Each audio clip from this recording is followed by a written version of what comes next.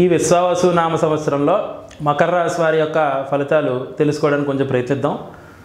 ఆదాయం 8, వ్యయం 14, రాజపూజ్యం 4, అవమానం 5. ఈ సంవత్సరం వీరికి బృహస్పతి మే 15 నుండి షష్టాష్టమైనటువంటి మిథున రాశి యందు సువర్ణమూర్తిగా అద్భుతంగా ఉండడం వల్ల స్వచ్ఛమైన ఆరోగ్యాన్ని, శత్రువులను జయిస్తారు.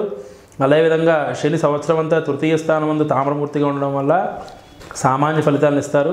రాహుకేతువులు ఈ మే సంవత్సరం నుంచి కూడా మే నుండి వీరికి ధన అష్టమ స్థానం నందు సువర్ణమూర్తిగా సౌభాగ్యకరంగా మంచి సత్ఫలితాలను ఇస్తారు. వీరు వివేకవంతులు అవుతారు. ఉదార స్వభావాలుగా మార్పు చెందుతారు. 10 మంది గురించి ఆలోచించే మంచి జనాదరణ పొంది గంభీరమైన వారుగా మిమ్మల్ని అందరూ ఇష్టపడతారు. శత్రువులపై జయకేతనం ఎగరవేస్తారు. మీ మాటకు తిరుగుండదు. కుటుంబంలో వృద్ధి చెందుతుంది. ఖరీదైనటువంటి గృహంలో మీరు సేవకులతోటి ఆనందకరమైనటువంటి అంటే ఒక లగ్జరియస్ లైఫ్ అనుభవిస్తారని చెప్పవచ్చు. అదేవిధంగా వైద్య విద్యకు సంబంధించిన విషయాల్లో పోటీ పరీక్షల్లో మంచిగా రాణిస్తారు. మీ వృత్తి ఉద్యోగాల్లో మంచి ఫలితాన్ని పొందుతారు.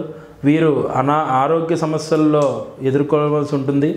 కడుపుకు సంబంధించినటువంటి అజీర్ణము, జీర్ణ వ్యవస్థ, కిడ్నీలకు సంబంధించినటువంటి సమస్యలు కొంచెం మీకు ఏర్పడతాయి. దానివల్ల వైద్య ఖర్చులు బాగా పెరిగిపోతాయి. అక్టోబర్లో ఆర్థికంగా మంచి పురోభివృద్ధిని సాధిస్తారు. జీవిత భాగస్వామికి మద్దతుగా నిలుస్తారు. వైవాహిక సంబంధాల్లో మంచి పురోగతి ఉంటుంది.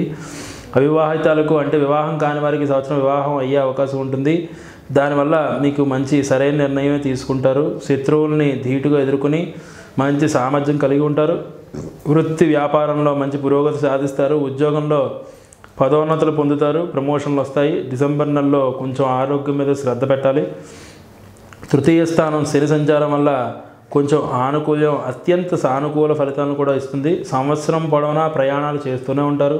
విదేశీ ప్రయాణాలు కూడా చేయవచ్చు.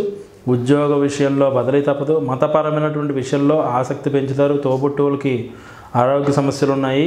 కాని వారితో మీ సంబంధం సహృదయంగా ఉంటుంది. మీ సంతానం పురోగతి.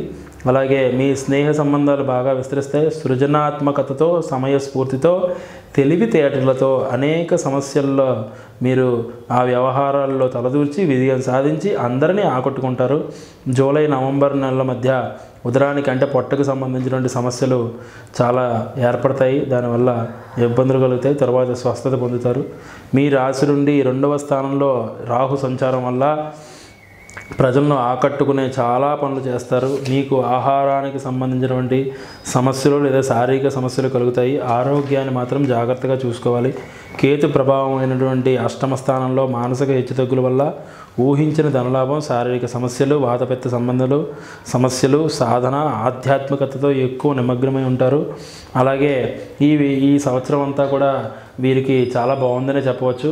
ఈ మకర రాశి వారు ప్రతి శనివారం నాడు కూడా వెంకటేశ్వర స్వామి సుప్రభాతం వినడం, అలాగే గురుగ్రహానికి సంబంధించినటువంటి జప, దాన, హోమములు చేస్తే మంచి ఫలితాలు కలుగుతాయని చెప్పడానికి అవకాశం ఉంది.